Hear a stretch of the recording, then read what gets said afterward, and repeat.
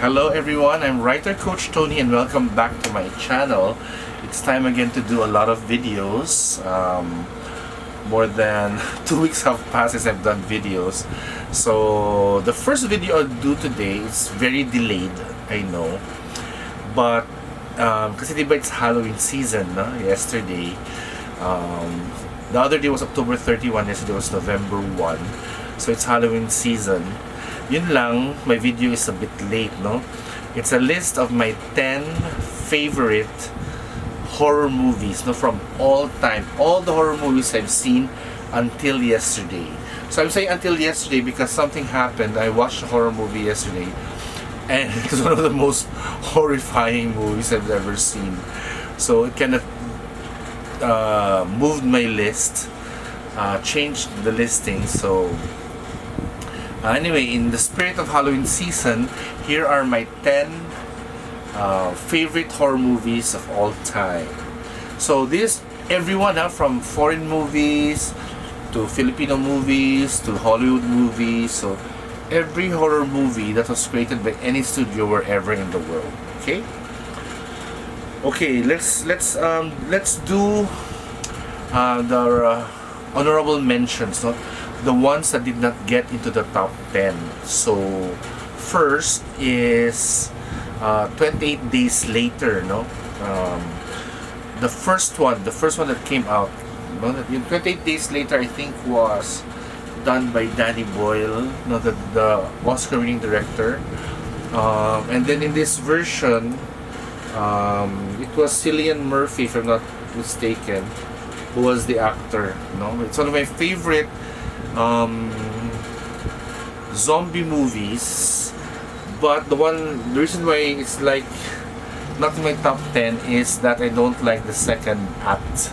I mean the final act, the third act yata, because zombie movies tend to focus more already on the human element. So that's what happened in the movie. It became a human.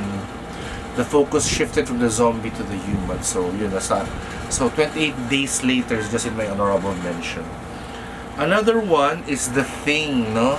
Not the remake, but the original The Thing. The one by James Cameron, I think. I'm not sure. Let me check. The original The Thing. Although I also like the remake, no, of The Thing. Original director. John Carpenter. Oh my God. So it came from the classic guy, from the King of Horror. So John Carpenter's The Thing. It's also my honorable mention. And finally, there's a Spanish movie called Rec. So it was a Spanish film festival. I was just choosing movies actually, and I wasn't really reading anything. And then I came upon this Rec. So I thought it was a comedy. Because in the first 15 minutes, there was this girl, a reporter, taking pictures with the firefighters. No? It's a Spanish movie. So, and then suddenly, the zombies started to appear like around 20 minutes later. It became a horror movie. So, yeah, it missed my top 10 list just by a hair actually.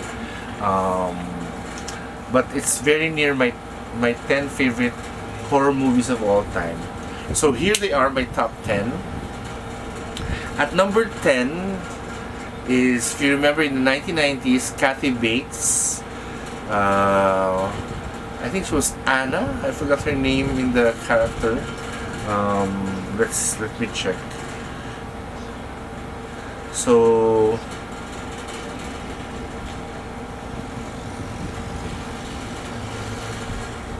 Kathy Bates won an Oscar for this role.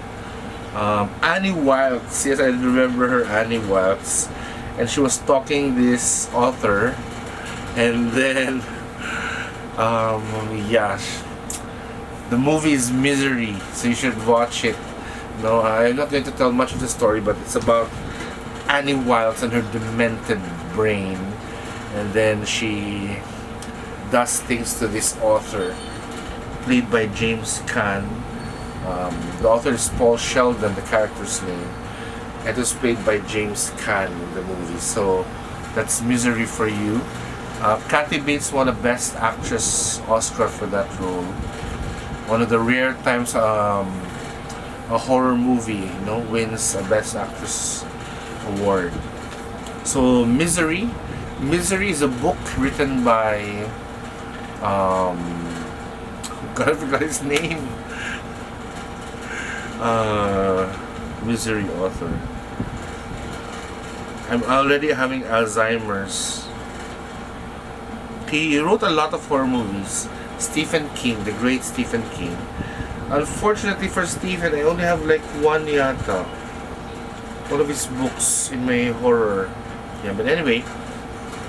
So Misery is at number 10. This is the movie version, not the book version. Number 9, I like the... when this idea came out, I think it was Blumhouse. It was Ethan Hawke. And then Ethan Hawke played this Padre de Familia. And then I like the metaphor of the movie, because for me it was like this is the US, the race relations between the whites and the blacks, African Americans. So, but it can also be applied to all the marginalized, poorer sectors of society, the blacks, maybe some of the Asians, the people, gays, transgender people, homeless, so the unwanted people. The purpose of the movie is to kill these unwanted people, to like balance. It's a sick premise, but I love it, So, but in the first, The Purge, the movie's The Purge, number 9. Ethan Hawke's family is not poor; they're rich. They have this nice house. It's just that these people, you're given the opportunity to kill whoever you want. But in the later purges, kasi there were several purges that came after it. I mean, purge movies that came after The Purge, the original one. The focus became more societal, became more of a social commentary. But the first Purge, which starred Ethan Hawke, I like it because it was just claustrophobic, and I wasn't really prepared for anything. It was like a house invasion, and then there was Ethan trying to defend his family, in the movie. So again, that's The Purge at number 9. Number 10 is Misery. Number 8 stars one of my favorite, Robert Carlyle. This is the follow-up to 28 Days Later. It's 28 weeks later naman. So first scene pa lang, I was like, because it was a peaceful scene, and then suddenly the zombies attack, and then you find Robert Carlyle running for his life, and then rowing and then throwing people, zombies into the water, and he survived.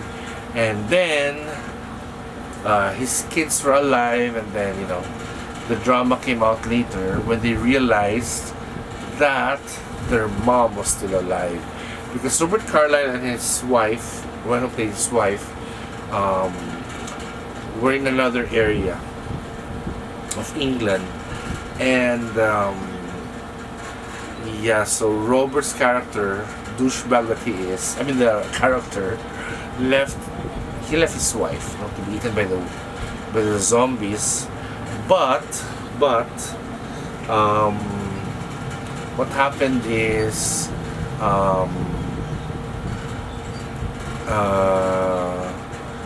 the wife pala has a strain. Her blood is special, and she does not die easily. I'm looking for the microphone. I'm sorry. So because I forgot I have no microphone. I might need it. Just a minute. I'm sorry, I'm so unprepared. Anyway, yes, here's my video.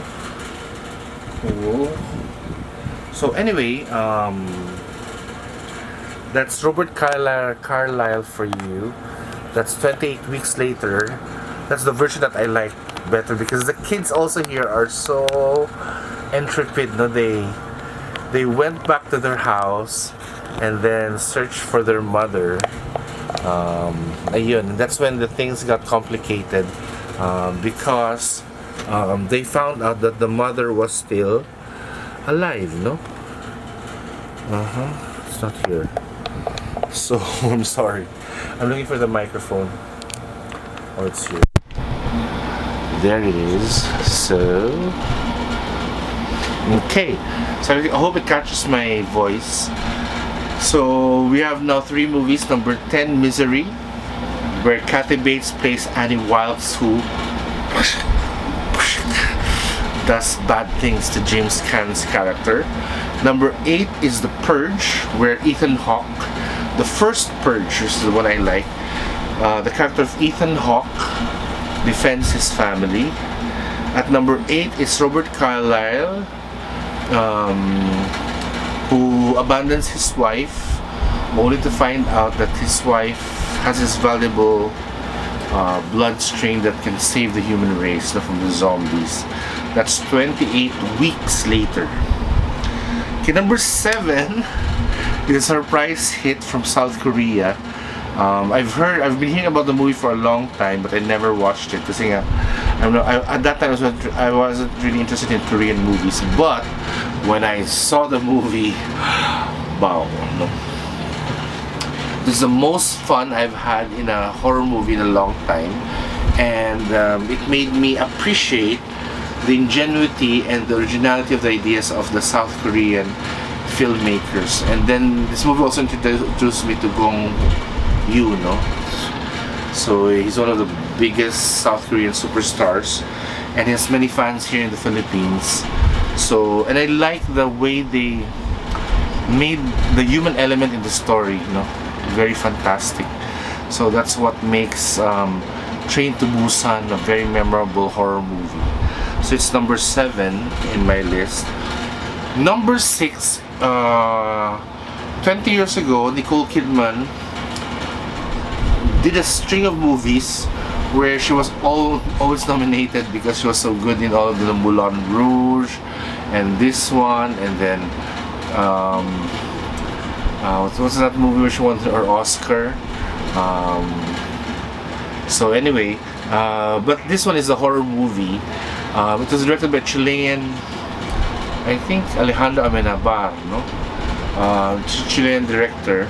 It's a horror movie, and I love it because of the twist in the end. There's a twist, watch out for it, which totally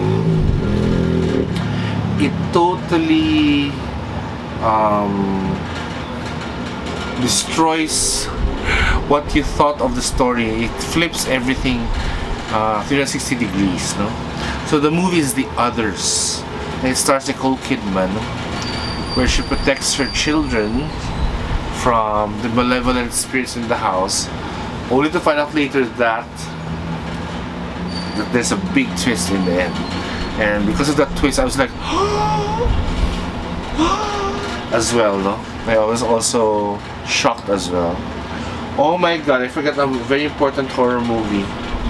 Oh, so everybody has to move, everybody has to move one step lower. I forgot, yeah, this movie. It's very important. Okay, so I have to change my list. I'm sorry. I remember it now. So Misery becomes Misery becomes a honorable mention. At number 10 is The Purge. Okay, let's list it down. The Purge is at number 10. Number 9 is 28 Weeks Later. Number 8 is Train to Busan. Number 7 is The Others. Okay, let's go to number 6. Okay, a few years ago, Emily Blunt and her husband collaborated on a movie. It was a horror movie. It's one of the best horror movies I've seen. It was A Quiet Place, no? And the premise of the movie is you should not make any noise, otherwise the monster will hear you. These monsters came out of nowhere, from outer space yata or something, and then they attack the earth, and every time you make a noise they can spot you and then kill you.